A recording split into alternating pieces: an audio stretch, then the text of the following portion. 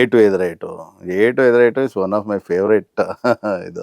ಅದರಲ್ಲಿ ಮಂತ್ರವಾದಿ ನಮ್ಮ ಡ್ಯಾಡಿದಿರ್ಬೋದು, ವಜ್ರಮುನಿದವ್ರದ್ದು ಇರ್ಬೋದು, ತೂಗುದೀಪ್ ಶ್ರೀನಿವಾಸ್ ಅವ್ರದ್ದು, ಕಾಮಿಡಿ ವಿಲನ್ಗಳು ದಿನೇಶ್ ಅವರು, ಮುಸ್ರಿ ಕೃಷ್ಣಮೂರ್ತಿ, ಈ ಥರ ಸಿನಿಮಾಗಳು ಸುಧೀರ್ ಅವ್ರದ್ದು, ಅದೇ ಟೈಗರ್ ಪ್ರಭಾಕರು, ಆ ಥರ ನಿಮ್ಗೇನು ಯಾವ ಇನ್ಸ್ಟಿಟ್ಯೂಟು ಏನು ಬೇಕಾಗಿಲ್ಲ.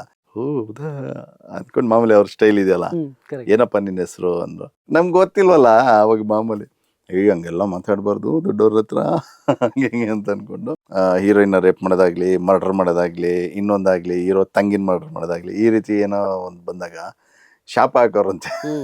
ಹಂಗೆ ಸಿನಿಮಾ ಮೇಕಿಂಗ್ನು ಹಾಗೆ ಇತ್ತು, ಕತೆಗೆ ಒತ್ತು ಕೊಡ್ತಾ ಇದ್ರು. ಆ ಶಾಪನೇ ಏನೋ ಅನ್ಸುತ್ತೇನೋ, ಬೇಡ ಅದೆಲ್ಲ ಬೇಡ, ಅದು ಒಂದು ಎಮೋಷನ್ ಆಗುತ್ತೆ ಅಲ್ಲ. ಈಗ ಒಂದು 2 years ಮುಂಚೆ ಅನ್ಸುತ್ತೆ ಅಗ್ನಿವೀರ್ಗೆ ಹೋಗ್ಬೇಕು ಅಂದ್ಬಿಟ್ಟು ನನ್ಗೆ ಶಾಕು, ಇಲ್ಲ ವರ್ಕ್ ಮಾಡ, ನೀನ್ ಏನ್ ಮಾಡ್ತೀಯ ಮಾಡ, ಕೆಟ್ಟದಂತ ಮಾಡಕ್ ಹೋಗ್ಬೇಡ. ತಂದೆ ಅವ್ರದ್ದು ತುಂಬಾ ಕನೆಕ್ಟ್ ಆಗೋ ತುಂಬಾ ಇದಾವೆ. ನಾಗರಹೊಳೆ, ನಾಗರಹೊಳೆಲಿ ಅದು ಕಾಡು ಇದರಲ್ಲಿ ಡಕಾಯ್ತು ಇದು ತರ. ಆಮೇಲೆ ಇನ್ನೂ ದಿ ಬೆಸ್ಟ್ ಅಂದ್ರೆ ಅಂತ, ಆಮೇಲೆ ಎ ಟು ಎದುರೇಟು. ಎ ಟು ಎದುರೇಟು is one of my favourite ಇದು. ಅದರಲ್ಲಿ ಮಂತ್ರವಾದಿ ಅಂದ್ರೆ ವರ್ಸಟೈಲ್ ಆಕ್ಟರ್ ಅಂತ ಹೇಳ್ಬೋದು. ಎಲ್ಲಾ ತರನು, ಒಂದು ಪೆದ್ದನ್ ತರನು ಕ್ಯಾರೆಕ್ಟರ್ ಮಾಡಿದ್ದಾರೆ, ಆಮೇಲೆ ಲವರ್ ಬಾಯ್ ಆಗು ಮಾಡಿದ್ದಾರೆ. ಎಲ್ಲ ತರ ಅವ್ರಿಗೆ ಇದು ಅನ್ನಂಗಿಲ್ಲ. ಯಾವ ತರ ಈ ಪಾತ್ರ ಕೊಟ್ಟರು, ಪೋಷಕ ಪಾತ್ರ ಆಗಲಿ, ಮಿಕ್ಕಿದ ಪಾತ್ರ ಆಗಲಿ, ಒಬ್ಬ ಪೊಲೀಸ್ ಕ್ಯಾರೆಕ್ಟರ್ ಆಗಲಿ, ಕಾಮಿಡಿ ಆಗಲಿ, ಕಾಮಿಡಿನೂ ಇದು ಎಲ್ಲ ಥರನೂ ನಿಭಾಯಿಸ್ಬಲ್ರು. ಆ ರೀತಿ ಇಟ್ಸ್ ಎ ಲೈಬ್ರರಿ ಅಂತ ಹೇಳ್ಬೋದು. ಈಗ ಯಾರಾದರೂ ಒಬ್ಬ ನಾನು ವಿಲನ್ ಆಗಬೇಕು, ನಾನು ಈ ರೀತಿ ಮಾಡಬೇಕು ಅಂದರೆ ಏನು ಬೇಡ, ಎಲ್ಲ ಅವ್ರವ್ರ ಸಿನಿಮಾಗಳು ನೋಡು. ನಮ್ಮ ಡ್ಯಾಡಿದಿರ್ಬೋದು, ವಜ್ರಮುನಿದವ್ರದ್ದು ಇರ್ಬೋದು, ತೂಗುದೀಪ್ ಶ್ರೀನಿವಾಸ್ ಅವ್ರದ್ದು, ಆಮೇಲೆ ಬಹಳಷ್ಟು ವಿಲನ್ಗಳು, ಕಾಮಿಡಿ ವಿಲನ್ಗಳು ದಿನೇಶ್ ಅವರು, ಮುಸ್ರಿ ಕೃಷ್ಣಮೂರ್ತಿ, ಈ ಥರ ಸಿನಿಮಾಗಳು ಸುಧೀರ್ ಅವ್ರದ್ದು, ಸತ್ಯಪ್ರಕಾಶ್ ಅವ್ರದ್ದು, ಈ ಥರ ನೋಡಿದಾಗ ಸತ್ಯಪ್ರಕಾಶ್ ಅವ್ರದ್ದು ಸ್ವಲ್ಪ ಹೈಫೈ ವಿಲನ್ನು, ಸ್ಟ್ಯಾಂಡರ್ಡ್ ವಿಲನ್ನು, ಆ ಥರ ಈ ವೈಟ್ ಕಾಲರ್ಸ್ ಅಂತಾರಲ್ಲ ಆ ರೀತಿ ವಿಲನ್ಗಳು, ಆ ರೀತಿ ಟೈಗರ್ ಪ್ರಭಾಕರು, ಆ ಥರ ನಿಮ್ಗೇನು ಯಾವ ಇನ್ಸ್ಟಿಟ್ಯೂಟು ಏನು ಬೇಕಾಗಿಲ್ಲ. ನೀವು ಅವ್ರ ಸಿನಿಮಾಗಳು ನೋಡ್ಕೊಳ್ಳಿ, ಲೈಬ್ರರಿ ಇದ್ದಾವೆ, ಒಬ್ಬೊಬ್ರದ್ದು ಒಂದೊಂದು ಮ್ಯಾನರಿಸಮ್ ಇರೋದು. ಅದು ನೋಡಿದ್ರೆ ನಿಮ್ಗೆ ಇಟ್ಸ್ ಬಿಗ್ ಇನ್ಸ್ಟಿಟ್ಯೂಟು. ಹೀರೋಗಳಾಗಬೇಕಾ, ಅಣ್ಣವ್ರದ್ದಿದೆ, ವಿಷ್ಣು ಸರ್ದಿದೆ, ಅಂಬರೀಷ್ ಅವ್ರದ್ದಿದೆ, ಇನ್ನೂ ಭಾಳಷ್ಟು ಜನದಿದೆ. ಯಾವ ಇನ್ಸ್ಟಿಟ್ಯೂಟ್ ಇದೆ, ಸುಮ್ಮನೆ ಟಿ ವಿ ಹಾಕೊಂಡು ನೋಡ್ಕೊಂಡು ಸಿನಿಮಾ ನೋಡಿ.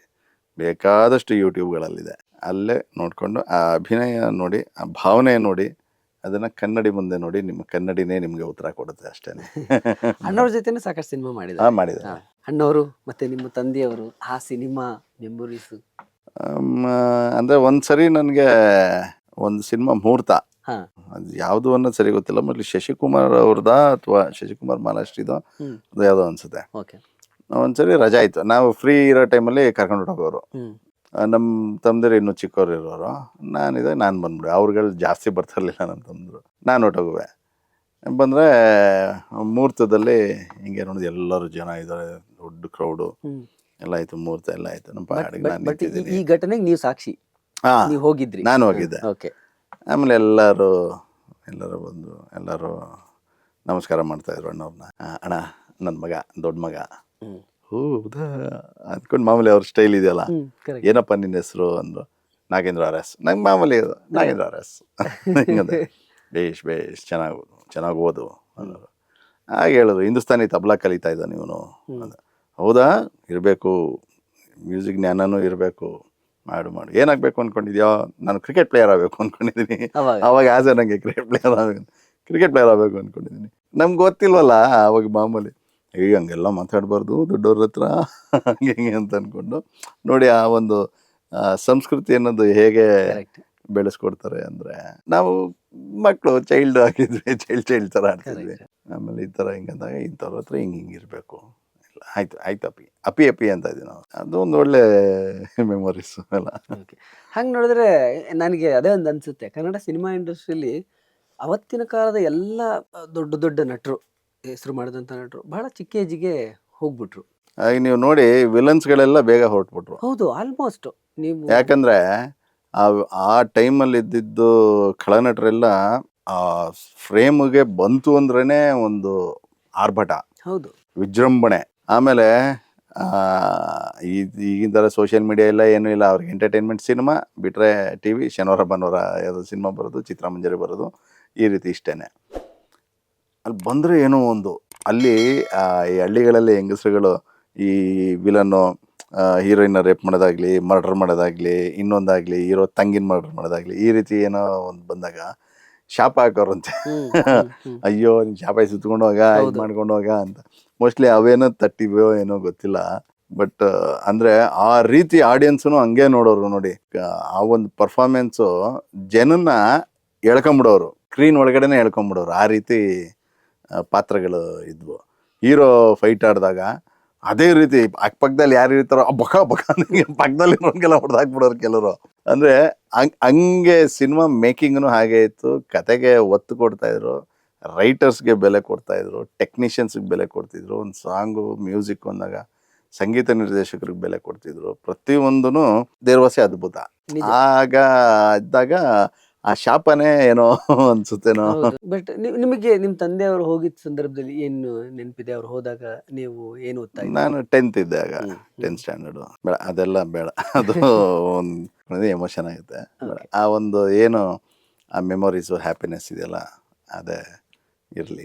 ಅವ್ರು ಯಾವಾಗಲೂ ನಿಮ್ಗೆ ಹೇಳೋರ ಅಂದ್ರೆ ಸಿನಿಮಾ ಇಂಡಸ್ಟ್ರಿಗೆ ಬರೋ ವಿಚಾರನ ಮಕ್ಕಳು? ಏನೂ ಇಲ್ಲ, ನೀನು ಏನು ಮಾಡ್ತೇವ ಮಗನೇ ಮಾಡು, ನಿನ್ಗೇನು ಇಷ್ಟನೋ. ಯಾಕಂದರೆ ನಮ್ಮ ಆ ಟೈಮಲ್ಲಿ ಫ್ಲಕ್ಚುಯೇಷನ್ ಇರೋದು ನಮಗೆ.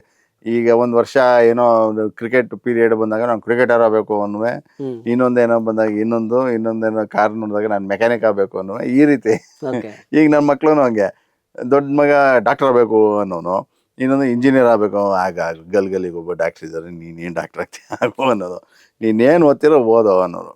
ಬಟ್ ಈಗ ಮೆಚ್ಯೂರಿಟಿ ಬರ್ತಾ ಬರ್ತಾ ಬರ್ತಾ ಅವ್ರಿಗೇನಾಗುತ್ತೆ, ಅಲ್ಲ ಈಗ ಒಂದು 2 years ಮುಂಚೆ ಅನಿಸುತ್ತೆ ಅಗ್ನಿವೀರ್ಗೆ ಹೋಗ್ಬೇಕು ಅಂದ್ಬಿಟ್ಟ. ನನಗೆ ಶಾಕು, ನಮ್ಗೆ ಎಲ್ಲೂ ಆ ಥರ ಅನಿಸ್ಲಿಲ್ಲ. ಹೆಂಗೆ ಇವನು ಅಗ್ನಿವೀರ್ಗೆ ಹೋಗ್ಬೇಕು, ಆಯಿತು ಹೋಗೋ ಅಂದ್ಬಿಟ್ಟು ಅದಕ್ಕೂ ಟ್ರೈ ಮಾಡಿದ್ರು. ಇದಕ್ಕೆ ಹಾಸನಲ್ಲಿ ಸೆಲೆಕ್ಷನ್ ಇತ್ತು. ನಾವು ಹಿಂದಿನ ದಿನನೇ ಹೋಗಿ 2 ಗಂಟೆಗೆ ರೆಡಿ, 3 ಗಂಟೆಗೆ ಬೆಳಗಿನ ಜಾವ ಹಾಸನಲ್ಲಿ ಒಂದು ಏನೋ ಗ್ರೌಂಡ್ ಹೇಳ್ತಾರೆ, ಅದು ದೊಡ್ಡ ಗ್ರೌಂಡು. ಅಲ್ಲಿ ಒಂದು ಸುಮಾರು ಒಂದು 2,000 ಜನ ಏನೋ ಬಂದಿದ್ದು. ಅದ್ರಲ್ಲಿ ಸೆಲೆಕ್ಟ್ ಆಗೋರೆ ಒಂದು ಫ್ಯೂ, ಆ ಒಂದು ಬ್ಯಾಚಲ್ಲಿ ಅಂತ. ಇದಕ್ಕೆಲ್ಲ ಹೋಗಿದ್ದ. ನಾವು ಕಾಯ್ಕೊಂಡು ಚಳಿಲಿ ಬೆಳಗ್ಗೆ ಹೊತ್ತಲ್ಲೇನೆ ಗ್ರೌಂಡ್ ಮುಂದೆ ನೋಡಿ, ನಮ್ಮನ್ನು ಬಿಡಲ್ವಲ್ಲ ಒಳಗಡೆ. ಆ ಥರ ಎಲ್ಲ ಮಕ್ಕಳು ಲೈನಾಗಿ ನಿಲ್ಸಿದ್ರು. ನನಗೇನಂದರೆ ಎಲ್ಲ ವರ್ಕ್ ಮಾಡ, ನೀನು ಏನು ಮಾಡ್ತೀಯ ಮಾಡ, ಕೆಟ್ಟದಂತ ಮಾಡೋಕ್ಕೋಗ್ಬೇಡ, ಏನೋ ಒಂದು ಸೇವೆನಾ.